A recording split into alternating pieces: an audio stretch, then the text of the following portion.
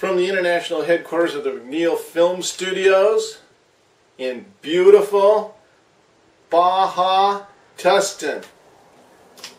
I'm going to talk about opportunity cost very quickly. I mean cost. When economists talk about cost, they're talking about opportunity cost unless they say differently.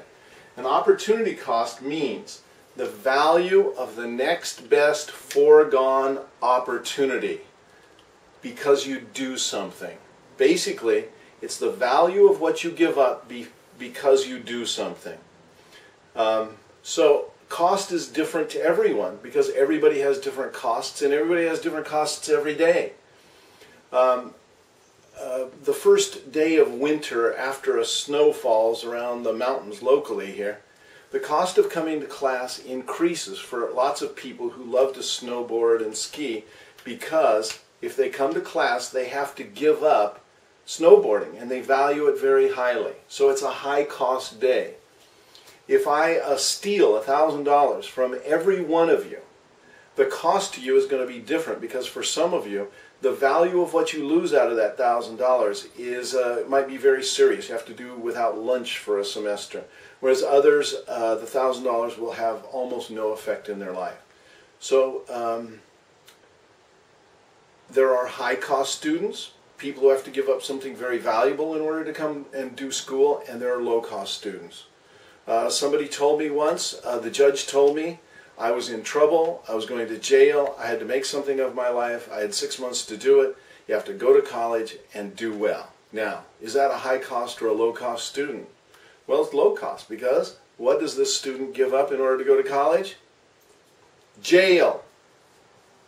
Is that a high or low valued alternative? Low value. Anyway, costs always come as a result of actions by people, and it's the value of whatever people give up in order to do something. So, that's opportunity cost. So examples,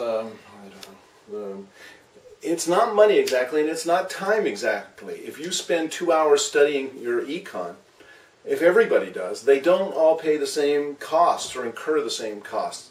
For some, the value of what they give up is very valuable that day, and for others, not. In which case, the ones who give up something valuable, they're high-cost studiers of economics, and the others low-cost. Now, we have to distinguish opportunity costs, which are marginal or real costs, the costs of an action, from sunk costs, and these are the costs already paid, already incurred. You've already condemned yourself or committed yourself to paying for them, and they will not be affected by the current action. So for instance, if you park at school today after having bought a parking pass, there are two options for parking. One is buying the parking pass for the semester. The other is paying $2 a day for the right to park that day. If you come to school and you pay the $2, that's a marginal cost of parking at IVC that day. But what if you bought the parking sticker, which is non-refundable? It gave you the right to park any day at IVC for whatever it is, $30. Or not, doesn't matter. But all costs are paid when you pay the $30. So every day that you park after that, the opportunity cost is zero. You got to remember, opportunity is not cost is not the same as average cost or LIFO or FIFO costs or total cost.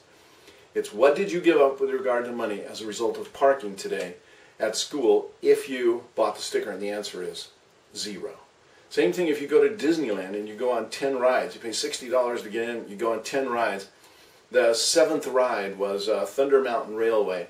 What did it cost you to go on the ride? And the answer, in money cost, and the answer is zero because the $60 gave you the right to go on every ride or no ride. And all costs of the rides were paid, money costs.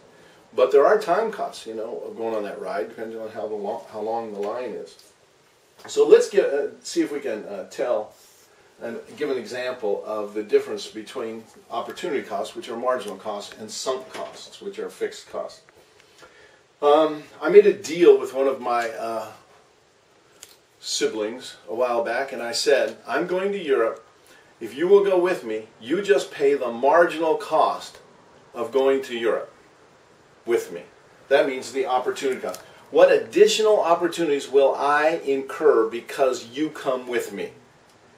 So, which costs should I include in calculating the cost of taking this sibling with me? Should I include airline fare? Well, yeah, that's marginal, I'm afraid, because if he doesn't go, well, I guess it's not a cost to me anyhow, but he has to pay for that. What about the car? I was going to rent a car anyhow. So if I rent a car and take him, is that a sunk cost or a marginal cost to me? And the answer is sunk. Should I include it? Should I collect money from him? No. The gas for the car? I'm going to burn the gas anyhow. He's not going to add more to the gas particularly. So that's sunk. I shouldn't include that. What about the insurance for the car? Same again, sunk. What about food? Well, to the extent that he eats food, he should buy it. So that's a marginal cost to him of going. At least it will be no marginal cost to me. The hotel, now that's a tricky one because single rooms are like, we'll say, single is like 40 bucks a night, and a double room is like 60 bucks a night. So how much of that is sunk? Well, the 40 bucks is sunk, and the $20 is marginal. I should collect that from him. So anyhow, this is an attempt to distinguish between sunk costs and marginal costs and explain the definitions of both and to be able to distinguish them.